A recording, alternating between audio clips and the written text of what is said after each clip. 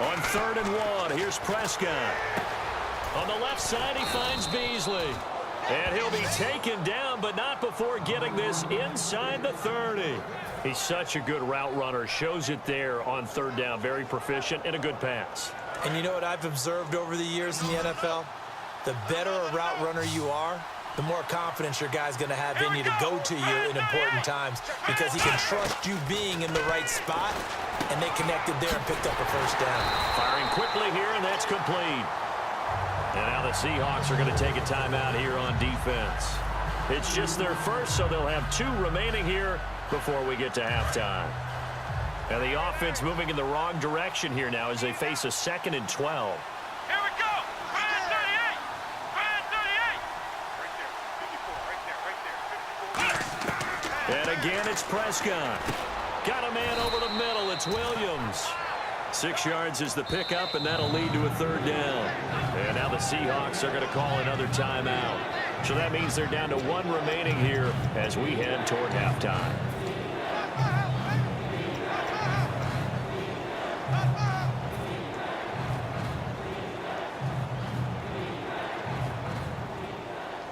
Third down and 5.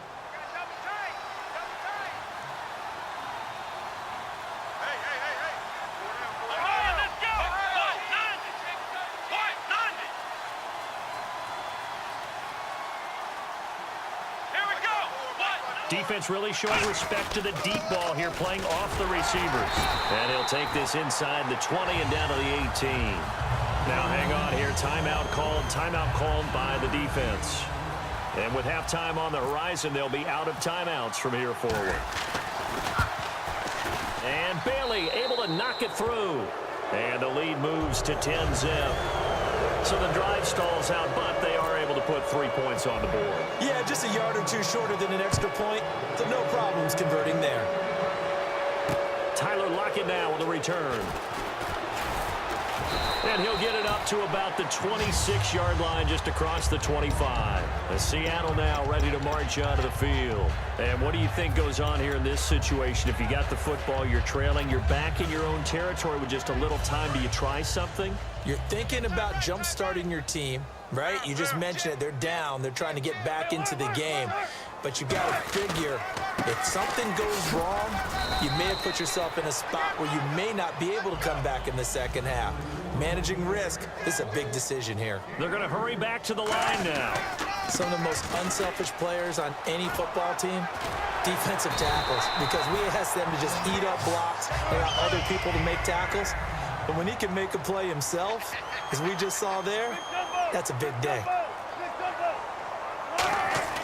Throwing now, Wilson on first down. And Graham's got it over the middle. And he'll get it out to midfield. Yeah, they'll spot it right at midfield at the 50. First half in the books. You're watching the NFL on EA Sports. So both teams have their marching orders, and we'll get going again here in quarter number 3. Lockett the return. And he'll take this one near the 25, call it the 26-yard line. As Seattle now ready to march onto the field. They come out here with a 0 on the scoreboard. What was said in that locker room? That's what I want to know. I would love to have been in there because we often have the feeling that there's a lot of shouting, screaming, people upset. But typically, halftime locker rooms are a lot more clinical than that. And in this case, are they upset that the plays weren't working because of execution, or did they think they were just bad plays to call? Yeah. We'll find out pretty quickly here if they felt they had something going, but they just need to do it a little bit better or not. We'll find out. Sometimes it's hard to believe, but there are times this game is about patience, isn't it? Has had the game he expected, but that run there, that may get him going. I was just going to say, maybe that gives him a little juice, because you're right, he struggled, especially in that first half. Yeah, and I know the great ones always think to themselves, just hang in there. I'm just one big carry away from busting this open. That's a good start for him. Back to the ground on first. Again, it's Rawls. And he'll be taken down, but not before he gets into enemy territory. A nice pickup there of 11 yards, and it'll move the sticks. That's another nice run, and I have to tell you, some of the coaches that I played for, their philosophies were always different when they see a guy running the ball well. Some of them wanted to immediately go to play action and throw it now because it's wide open. Well, other coaches said, you know something? Until they stop him, that big boy's going to keep getting the football. And that might be the direction that they're going to go right now. They come out here in the eye.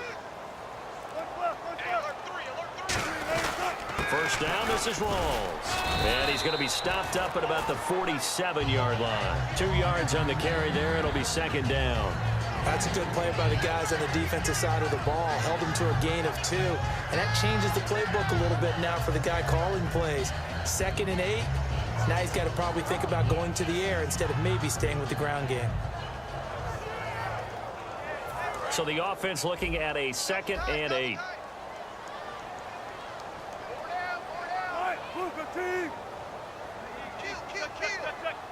Rawls, the lone man in the backfield. He'll get it running right. It goes as a loss of 6. And now 3rd down. When you're putting together a formula for winning defense, it's exactly what we're seeing in this game. Controlling the line of scrimmage, attacking, and changing everything so that now they're playing in the offense's backfield. They're playing an excellent game. So 3rd and 15 and an extra defensive back in the game now. Flooding the passing lanes. Jimmy Graham, the intended receiver. And that'll bring up a 4th down. A pretty good coverage there, and both of these defenses, they've had good coverage throughout this one. No doubt about it, and in today's NFL, where we're used to a bit more scoring, this feels almost like a well-pitched game in baseball on both sides where the tension continues to build. Who's going to make the big play?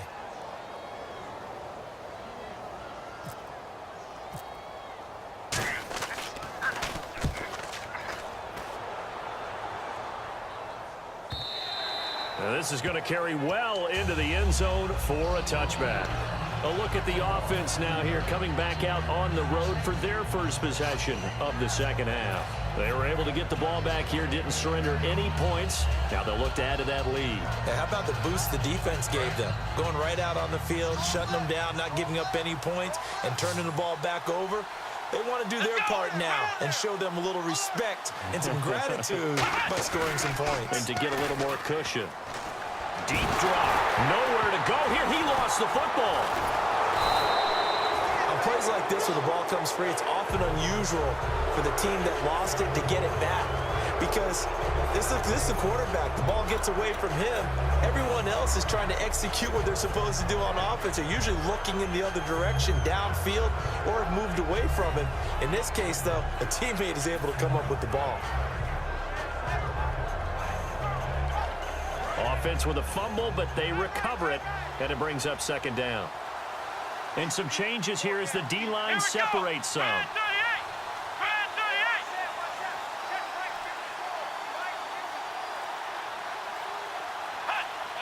The play clock's running down.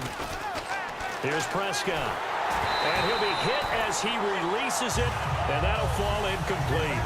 It's a tried-and-true formula, and I don't think it'll change for as long as we play football.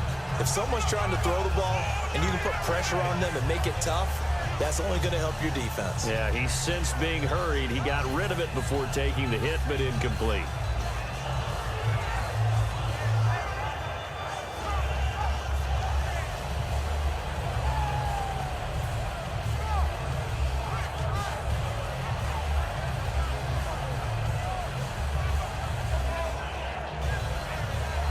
So incomplete on second down. Now they'll look to convert here on third.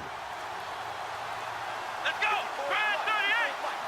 Time running out here on the play clock. Now they'll run it on the toss. And he'll take this one only up to about his 13-yard line. 4 yards on the pickup there, but it's going to take him to fourth down.